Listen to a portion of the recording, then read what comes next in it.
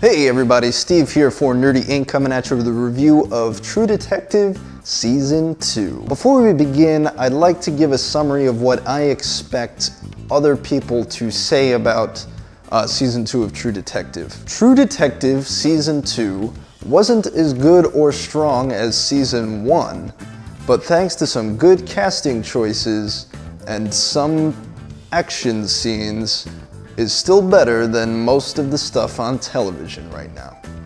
Thanks for watching.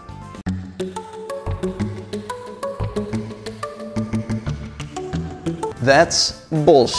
First of all, saying that True Detective is better than most stuff on television isn't really saying a whole lot. It's kind of the most backhanded compliment you could give. I mean, yeah, it's no Here Comes Honey Boo Boo, but True Detective Season 2 missed on a lot of general points that good or even just competent TV shows manage to hit.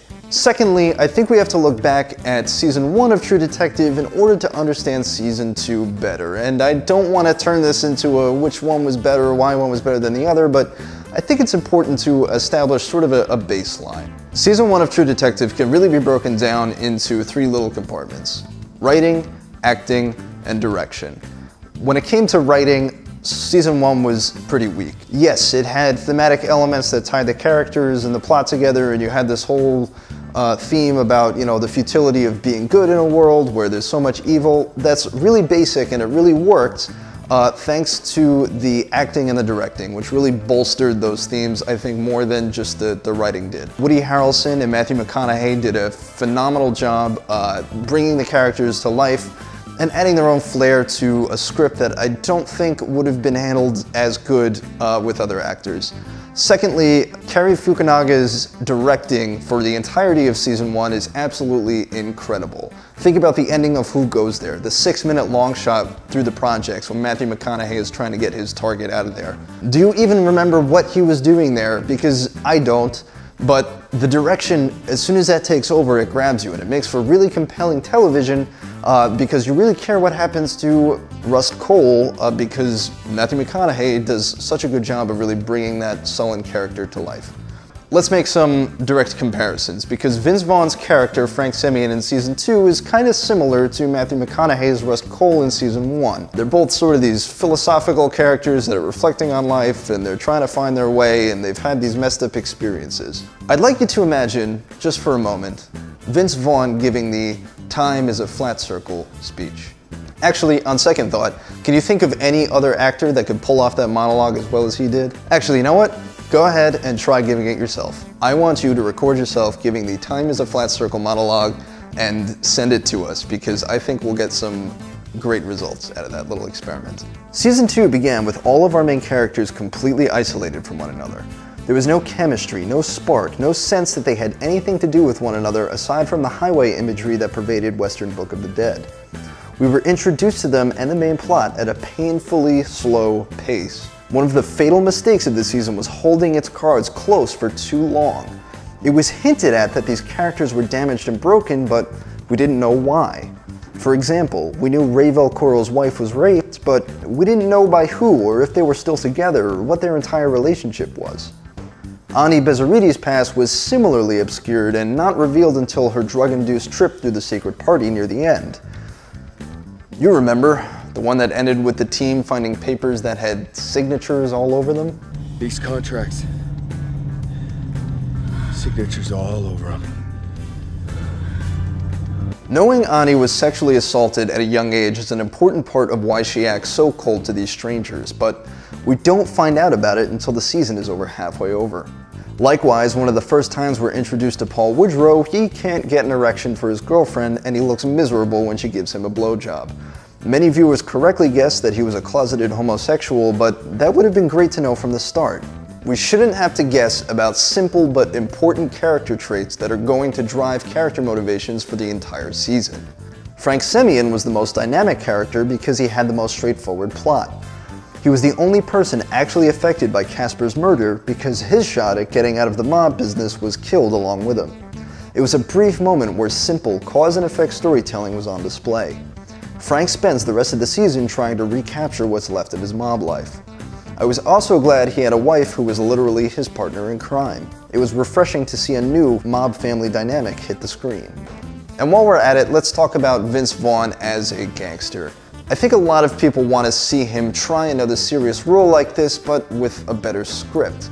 He got picked on a lot in the first half of the season for reasons that weren't his fault. The bad lines were written by the writer. I don't blame Vaughn for not knowing how to deliver such eloquent lines like, It's like, blue balls in your heart.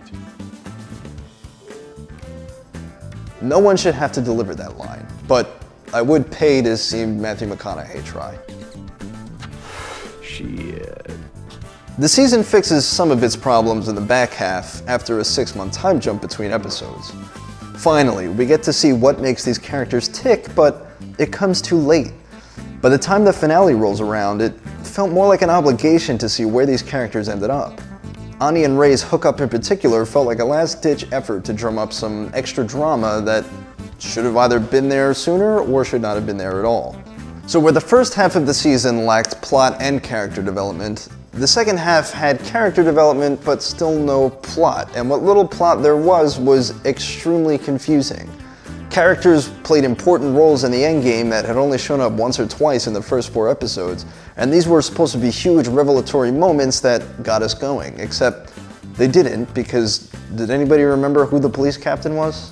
So when you have a weak plot like this, you have nothing for the characters really to bounce off of, and I talked about this in my finale review, but the characters really felt like they were stuck in a void. They were just going through the motions of being depressed, and this is what noir is supposed to be like, and aren't you trying to climb your way out of this situation? The simple fact is that Season 2 feels like it needed more time in the cooker.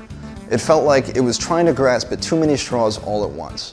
All of our characters had individual plot lines that might have been interesting if they were focused on, like Marty and Cole were, but instead felt tangential and unrelated. It was a disconnected, muddled season that didn't get my pulse going. I wasn't even really looking forward to the next episode. It was just an obligation. It's unfortunate because I think True Detective as a series could really raise some interesting questions. I mean, just in the title sequence alone. True Detective, what does it mean to be a true detective? I think Season 1 had a very clear interpretation of what it was going for in regards to its 2 main characters. Season 2 gave us detectives that rejected their identity continuously, over and over again, and refused to fix any of the problems that they had. By the time they started rectifying things, once we actually knew about them, time had run out, and the season was already over. This major theme of what it means to be a true detective should also be reflected in the main case in some way, even if that's not the focus of the season, and that just wasn't the case here. I think that line about finding papers with signatures all over them just sums up the plot really well. It was just a really bland general statement that it doesn't mean anything. There really was something good buried beneath Season 2 of True Detective, but I think it just needed some more refinement until it got to a watchable point. I can't even recommend this season to people who enjoyed the first one. I think if Season 2 had just narrowed its focus, it would have been more compelling.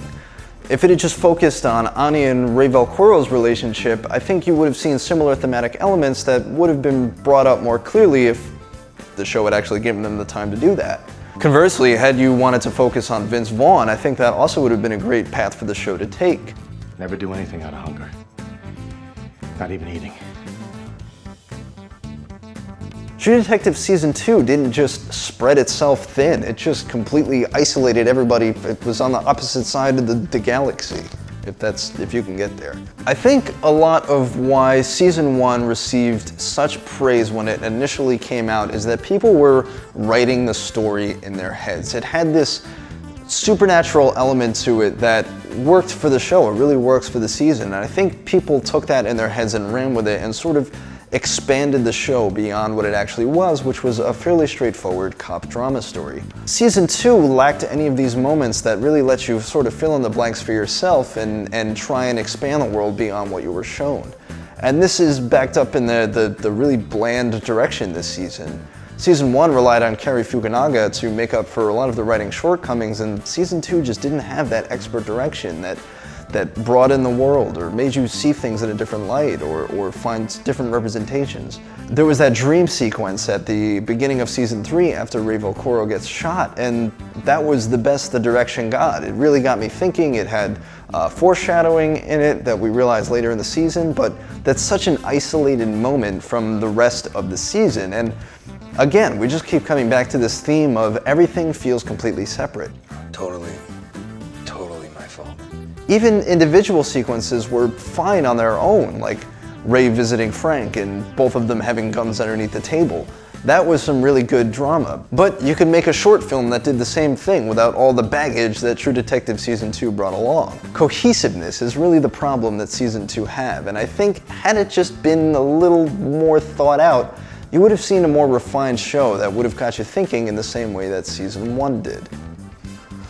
So the moral of the story is demand more from your TV shows. Don't just give them a pass because you thought it was okay, and there are worse things on television to watch, right? And yeah, there are, but that doesn't mean that shows that you do like or like parts of couldn't be better. And I think it's really important to have this discussion, particularly about True Detective, because unlike other shows like Mad Men or The Sopranos, where you're watching somebody's vision come to life, True Detective Season 2, I think really fumbled along, and it really needed a lot more work before it was ready. And maybe there's studio things that went along with that, I'm not really sure. I know that Cary Fukunaga and Nick Pizzolatto had a fight at the end of Season 1, or there was some bad blood there, but that's not an excuse for shortcomings. You should be able to call them out.